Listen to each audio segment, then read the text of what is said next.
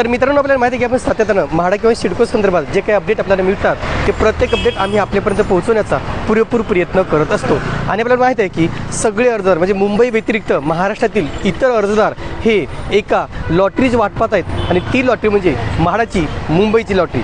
आपल्याला माहिती आहे मित्रांनो, यावर्षी मुंबईची लॉटरी आलेली नाही आहे, रद्द झालेली आहे, पोस्टपोन झालेली आहे। त्याच्यामुळे अनेक अर्जदार सध्या नाराज असल्याचं चित्र दिसून येत आहे। पण त्यांची ही नाराजी दूर करण्याचा प्रयत्नही म्हाडाकडून सध्या सुरू असल्याचं वृत्त आम्हाला समजलेलं आहे। नेमके वृत्त काय आहे, नेमकं मुंबईच्या आगामी लॉटरीमध्ये कोणत्या ठिकाणी कोणत्या गटासाठी किती घरे उपलब्ध होणार आहेत आणि यासाठी म्हाडाकडून काय नियोजन केलं जाणार आहे हे सगळं आज आपण सविस्तररित्या जाणून घेणार आहोत। नमस्कार मित्रांनो, कसे आहात सगळे? मजेत ना? स्वागत आहे आपल्या सर्वांच्या यूट्यूब चॅनलवरती ज्याचं नाव आहे RK प्रॉपर्टी न्यूज।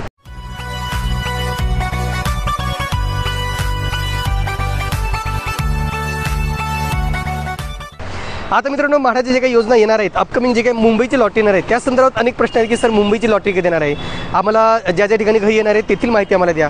एवढं आहे मित्रांनो की आतापर्यंत आपण पाहिले की 2023च्या लॉटरीमध्ये अत्यल्प उत्पन्न गटासाठी जवळजवळ 1947 घरे उपलब्ध केली होती।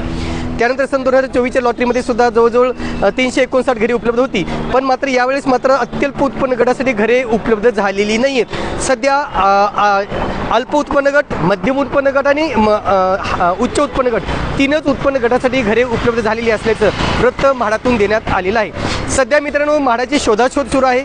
मुंबईमध्ये कोणत्या ठिकाणी म्हाडाने घरे बांधलेली आहेत, नेमका कोणत्या प्रकल्पामध्ये किती घरे आहेत याचं सध्या सर्वेक्षण सुरू आहे। आणि सर्वेक्षण झाल्याच्या नंतरच नेमकं एक फायनल आकडा समजेल की कोणत्या गटासाठी अंतिमतः किती घरे उपलब्ध झालेली आहेत।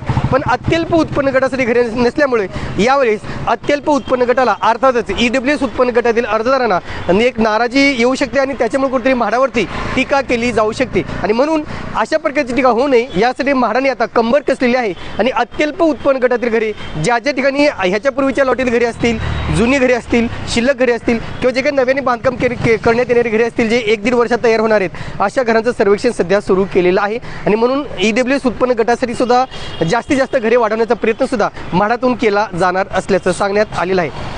सध्या मित्रांनो, म्हाडाकडे किती घरे उपलब्ध आहेत असं जर विचारलं तर वेगवेगळ्या ठिकाणी घरे आहेत। मित्रांनो, तुम्हाला थोडक्यात सांगतो कोणत्या ठिकाणी घरे आहेत। तर या ठिकाणी मित्रांनो, मागाटणे, बोरिवली, कांदिवली, सायन, विक्रोळी, चेंबूर आणि गोरेगाव या ठिकाणी ही घरे उपलब्ध केली जाणार आहेत। आता नेमकं आपण हे पाहूया की नेमका कोणत्या गटासाठी किती घरे आतापर्यंत उपलब्ध झालेली आहेत ते पाहूया एका ग्राफिकच्या माध्यमातून। चला तर या ठिकाणी पहा मित्रांनो, आगामी मुंबई लॉटरीसाठी उपलब्ध होणाऱ्या घरांचा तपशील खालीलप्रमाणे आहे। यामध्ये आपण ठिकाण, अल्प उत्पन्न गट, मध्यम उत्पन्न गट आणि उच्च उत्पन्न गट तीनही उत्पन्न गटाची माहिती पाहणार आहोत। यामध्ये सर्वात प्रथम जे काही ठिकाण आहे मित्रांनो ते आपल्याला माहिती आहे की बोरिवली, मागाटणे या ठिकाणी घरे उपलब्ध केली जाणार आहेत। या ठिकाणी फक्त आणि फक्त उच्च उत्पन्न गटासाठीच घरे असणार आहेत मित्रांनो। 128 घरे या ठिकाणी उपलब्ध केली जाणार आहेत, ती सुद्धा उच्च उत्पन्न गटासाठी। आणि म्हणून मागाटणे, बोरिवली या ठिकाणी घरे घेण्याची नक्कीच संधी मिळणार आहे। नंतर आहे भाबरेकर नगर, कांदिवली। भाबरेकर नगर, कांदिवली या ठिकाणी जी काही घरे उपलब्ध होणार आहेत ते फक्त जे उच्च उत्पन्न गट आहेत त्या उत्पन्न गटासाठी 20 घरे असणार आहेत। आणि त्याशिवाय मध्यम उत्पन्न गटासाठी सुद्धा 61 घरे या ठिकाणी उपलब्ध करून दिली जाणार आहेत, म्हणजे MIG आणि HIG घरे आहेत। नंतर आहे प्रत्यक्ष नगर साईन। प्रत्यक्ष नगर साईन या ठिकाणी टावरचं काम सुरू आहे मित्रांनो। ऑलरेडी त्या ठिकाणी 2 BHK घराचं काम सुरू आहे। त्या ठिकाणी 264 घरे ही उच्च उत्पन्न गटासाठी उपलब्ध करून दिली जाणार आहेत। नंतर कन्नमवार नगर, विक्रोळी। कन्नमवार नगर या ठिकाणी सुद्धा घरांचं मोठ्या प्रमाणात काम सुरू आहे। इथे सगळ्यात जास्त घरे आहेत मित्रांनो। उच्च उत्पन्न गटासाठी 1200 घरे असणार आहेत आणि मध्यम उत्पन्न गट जे काय त्यासाठी 200 घरे उपलब्ध करून दिली जाणार आहेत, जे 2 BHK आणि 3 BHK असणार आहेत। त्यानंतरचं ठिकाण आहे टिळक नगर, चेंबूर। टिळक नगर, चेंबूर या ठिकाणी जी काही घरे बांधणार आहेत ती उच्च, मध्यम आणि अल्प म्हणजे अल्प आणि मध्यमसाठी ही घरे बांधली जाणार आहेत। 111 घरे या ठिकाणी बांधली जाणार आहे टिळक नगर, चेंबूर या ठिकाणी। मध्यम आणि अल्प एवढंच दिले मित्रांनो, नंबर दिलेले नाहीत। कुर्ला, नेहरू नगर पश्चिम या ठिकाणी बघा, नेहरू नगर, कुर्ला पश्चिम या ठिकाणी सुद्धा मध्यम आणि अल्प उत्पन्न गटासाठी 55 घरे उपलब्ध केली जाणार आहेत। ते मिक्स असणार आहेत मित्रांनो, त्याच्यामुळे दोन्ही उत्पन्न गटाची घरे या ठिकाणी असणार आहेत। नंतर शेवटचं आहे पत्राचाळ, गोरेगाव पश्चिम। अतिशय महत्त्वाचा प्रकल्प मित्रांनो, या ठिकाणी उच्च उत्पन्न गट, मध्यम आणि अल्प तीनही गटासाठी घरे असणार आहेत। याच्यामध्ये उच्च उत्पन्न गटासाठी 133 घरे उपलब्ध करून दिली जाणार आहेत। मध्यम उत्पन्न गटासाठी 1242 घरे उपलब्ध करून दिली जाणार आहेत आणि अल्प उत्पन्न गटासाठी 1023 घरे उपलब्ध करून दिली जाणार आहेत। अशी एकंदरीत या ठिकाणी तुम्ही पाहू शकता बोरिवली, कांदिवली, सायन, विक्रोळी, चेंबूर, कुर्ला आणि गोरेगाव या ठिकाणी घरे उपलब्ध करून दिली जाणार आहेत। पण एक गोष्ट अतिशय खटकते मित्रांनो, अत्यल्प गटासाठी या ठिकाणी अद्याप कुठलीही घरे उपलब्ध केलेली नाही आहेत। उच्च उत्पन्न गटासाठी सगळ्यात जास्त घरे उपलब्ध करून देण्यात आलेली आहेत। त्याच्यानंतर मग मध्यम उत्पन्न गटासाठी, त्याच्यानंतर फक्त 1023 घरे ही अल्प उत्पन्न गट आणि टिळकनगर, चेंबूर आणि पत्राचळ या तीनच ठिकाणी घरे एलआयजीसाठी घरे असणार आहेत। बाकी सगळी मध्यम आणि उच्च उत्पन्न गटाची घरे असणार आहेत। आता एकंदरीत टोटल घरे किती असणार बघा, तर आगामी लॉटरीत आत्तापर्यंत फक्त ही उपलब्ध झालेल्या घरांची संख्या मित्रांनो, याच्यात अजून वाढ होऊ शकते।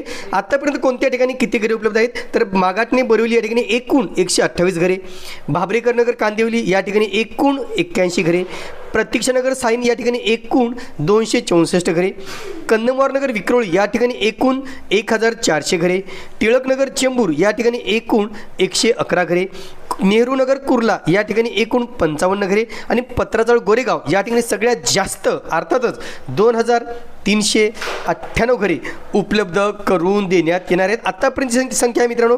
आता टोटल संख्या सुद्धा आपण पाहूया की नेमका कोणत्या कोणत्या गटासाठी किती घरे उपलब्ध आहेत तेही आपण पाहूया। तर या ठिकाणी पहा मित्रांनो, कोणत्या गटासाठी किती घरे उपलब्ध झालेली आहेत, तर अल्प उत्पन्न गट अर्थातच LIG उत्पन्न गटासाठी 55 घरे उपलब्ध झालेली आहेत। मध्यम उत्पन्न गट अर्थातच MIG उत्पन्न गटासाठी 1585 घरे उपलब्ध झालेली आहेत आणि उच्च उत्पन्न गटासाठी अर्थातच HIG उत्पन्न गटासाठी एकूण 1745 घरे उपलब्ध झालेली आहेत। अशी एकूण आतापर्यंत म्हाडाकडे 3385 घरे उपलब्ध झालेली आहेत आणि उर्वरित ठिकाणच्या घरांचे सुद्धा सध्या सर्वेक्षण सुरू आहे आणि याच्यामध्ये 5000च्या वर ही संख्या नेण्याचा संकल्प म्हाडाचा आहे आणि ती संख्या लवकरच लवकर 5000च्या वर नेली जाणार असल्याचंही म्हाडाने स्पष्ट केलेलं आहे। तर एकंदरीत मित्रांनो, आपल्याला अपकमिंग मुंबईच्या लॉटरी संदर्भातलं अपडेट समजलं असेल। अपकमिंग जे काही लॉटरी मित्रांनो, पत्राचळ या ठिकाणी खूप मोठ्या प्रमाणात घरांची उपलब्धी होणार आहे आणि पत्राचळ गोरेगाव हा प्रकल्प सगळ्यात मोठा हाय डेस्टिनेशन ठरणार आहे आणि सगळ्यांचं लक्ष या पत्राचळ गोरेगावच्या प्रकल्पावर लागलेलं आहे की केव्हा ती लॉटरी जाहीर होते आणि केव्हा आम्ही या लॉटरीसाठी अर्ज करू शकतो। आता मित्रांनो, मी लवकरच पत्राचळ येथील जे काही घराचं काम सुरू आहे त्या ठिकाणी साईड व्हिजिट करणार आहोत। त्याशिवाय मुंबई महानगरपालिकेची घरांची योजना सुरू आहे, त्याची आम्ही साईड व्हिजिट सुरू केलेली आहे। त्याशिवाय पुणे म्हाडाच्या योजनेची साईड व्हिजिट सुद्धा आम्ही लवकरच सुरू करणार आहोत आणि लवकरच सिडकोकडून सुद्धा नवी मुंबईमध्ये 22,000 घरांची लॉटरी जाहीर केलं जाणार असल्याची वृत्त सुद्धा मिळालेलं आहे। अनेक लॉटरी आहेत मित्रांनो, अपकमिंग काही वेळामध्ये येणार आहेत। या सगळ्या लॉटरीचं अपडेट आम्ही सातत्यानं आमच्या चॅनलच्या माध्यमातून देत असतो आणि म्हणून कृपया जर तुम्ही आमच्या चॅनलला सबस्क्राईब केलं नसेल तर प्लीज सबस्क्राईब करा, लाईक करा आणि हो बेल आयकॉन प्रेस करायला मात्र विसरू नका। सध्या सगळीकडे दिवाळीची धामधूम सुरू आहे मित्रांनो।